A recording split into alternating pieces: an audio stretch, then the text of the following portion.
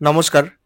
Finally কিন্তু আমাদের West বেঙ্গলে এসআইআর শুরু হয়ে যাচ্ছে এবং তার নোটিশও কিন্তু ইলেকশন কমিশন অফ ইন্ডিয়া পাঠিয়ে দিয়েছে ওয়েস্ট বেঙ্গল গভর্নমেন্টের কাছে। এবং সেই নিয়ে কিন্তু লাস্ট হিয়ারিংয়ে বিহারের যে এসআইআর হিয়ারিং চলছে সুপ্রিম কোর্টে, সেখানে কিন্তু আমাদের পশ্চিমবঙ্গের আইনজীবী সেটা উল্লেখ করেছেন।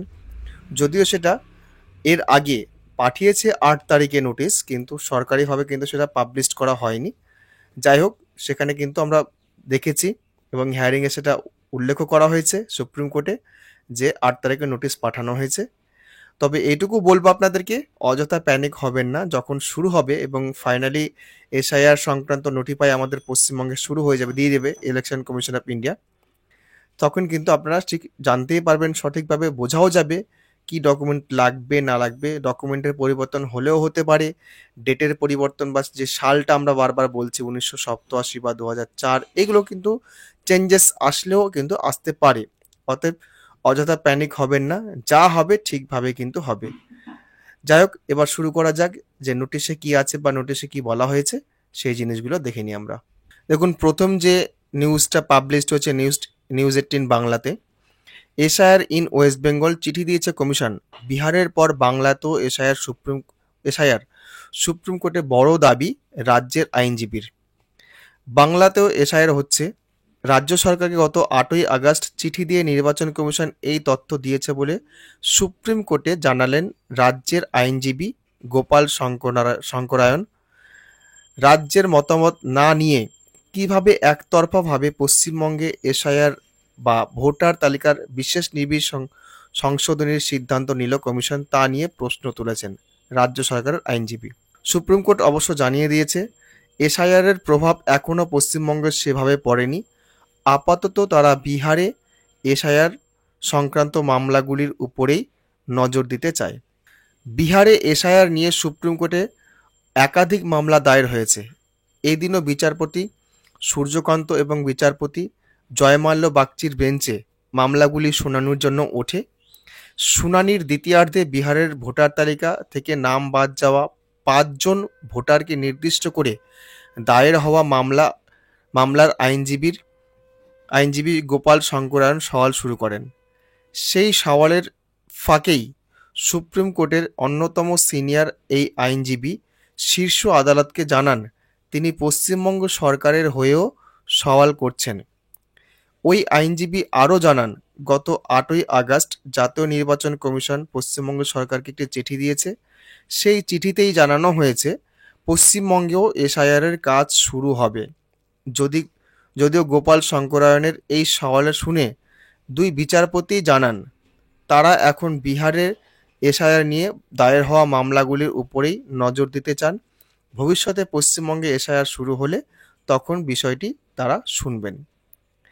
এরপর যে নিউজটা পাবলিশড হয়েছে সেটাও কিন্তু নিউজ 18 বাংলাতে বলছে, election commission warns WB chief secretary, ব্যবস্থা নিতেই হবে। মুখ্য সচিবকে দিল্লিতে ডেকে চরম বার্তা কমিশনের। 45 মিনিটের বৈঠকে কি হলো দেখুন।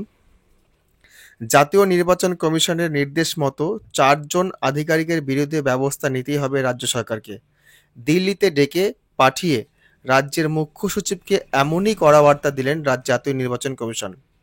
রাজ্যের যুক্তি মানলেও কমিশনের নির্দেশ যে মানতেই হবে, এদিন খোদ জাতীয় নির্বাচন কমিশনার জ্ঞানেশ কুমার মুখ্য সচিবকে তা স্পষ্ট করে দিয়েছেন বলেই সূত্রের খবর। ভোটার তালিকায় গরমিলের অভিযোগে রাজ্যের 4 উচ্চপদস্থ আধিকারিক এবং 1 জন ডেটা এন্ট্রি অপারেটরকে সাসপেন্ড করার জন্য রাজ্য সরকারকে নির্দেশ দেয় নির্বাচন কমিশন।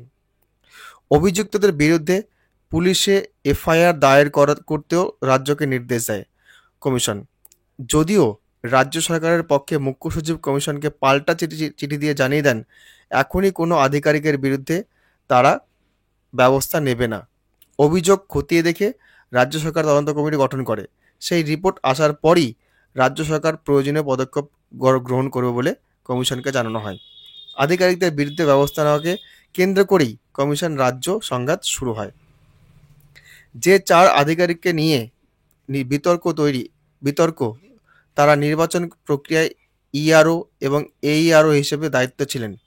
এদের মধ্যে 2 জন ডাব্লিউবিসিএস পদমর্যাদার অফিসার। এরপরেই রাজ্য মুখ্য সচিবকে তড়িঘড়ি দিল্লিতে তলব করে জাতীয় নির্বাচন কমিশন। এদিন বিকেলেই কমিশনের সদর দপ্তরে হাজির হন রাজ্যের মুখ্য সচিব মনোজ পন্থ। মুখ্য সচিবের সঙ্গে বৈঠকে বসেন জাতীয় নির্বাচন কমিশনার সহ মোট ৩ জন কমিশনার। প্রায় ৪৫ মিনিট ধরে আলোচনা চলে। কমিশনের পক্ষ থেকে মুখ্য সচিবকে জানানো হয়, রাজ্যের তদন্ত কমিটি গঠন করেছে, সেটা নিয়ে জাতীয় নির্বাচন কমিশনের কোনো বক্তব্য নেই। রাজ্য যা তদন্ত করছে সেটা রাজ্য সরকার চাইলে নিজের মতো করুক, কিন্তু জাতীয় নির্বাচন কমিশন যে ব্যবস্থা নেওয়ার কথা বলেছে সেই ব্যবস্থা রাজ্যকে নিতে হবে।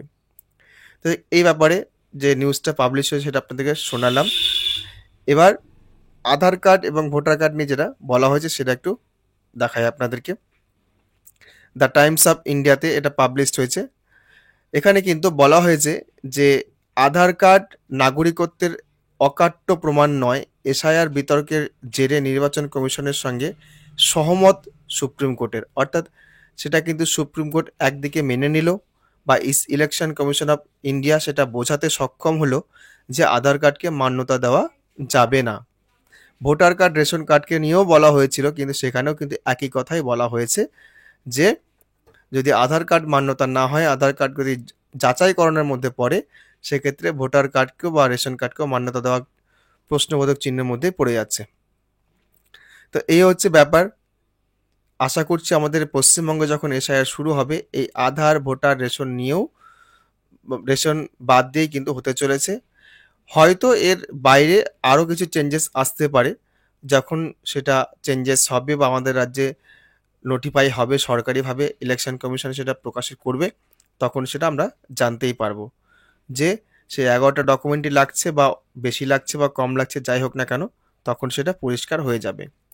তবে আমি আবার বলবো, আপনারা যারা ডকুমেন্ট সংক্রান্ত প্রশ্ন করছেন, এই মুহূর্তে ডকুমেন্ট সংক্রান্ত প্যানিক করবেন না। যখন আমাদের স্টেটে চালু হবে সেক্ষেত্রে কিন্তু কোন 11টা ডকুমেন্ট লাগবে কি না লাগবে, কোন সালকে ধরে, অর্থাৎ 1987 সালকে ধরে এগোতে হবে নাকি 2004 সালকে ধরে এগোতে হবে, সম্পূর্ণ ডিটেলস কিন্তু আপনারা পেয়ে যাবেন। এখন যাই প্রেডিকশন করা হোক না কেন, রাজ্যের যা পরিস্থিতি তাতে কোনো কিছু প্রেডিকশন করা কিন্তু সম্ভব নয়।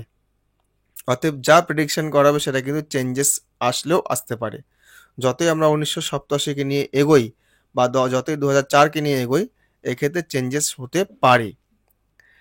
তো ডকুমেন্ট সংক্রান্ত যদি কিছু নাও থাকে, অপেক্ষা করুন।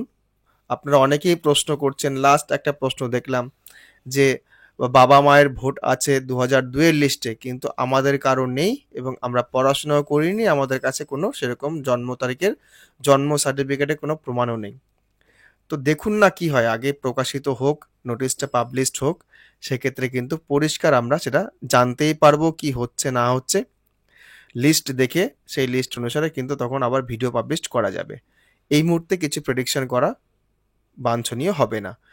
তো যাই হোক, ভিডিওটা যদি ভালো লাগে অবশ্যই একটা লাইক করবেন, চ্যানেলে প্রথমবার হয়ে থাকলে অবশ্যই চ্যানেলটি সাবস্ক্রাইব করবেন, অন্যদের জন্য অবশ্যই শেয়ার করবেন। ধন্যবাদ।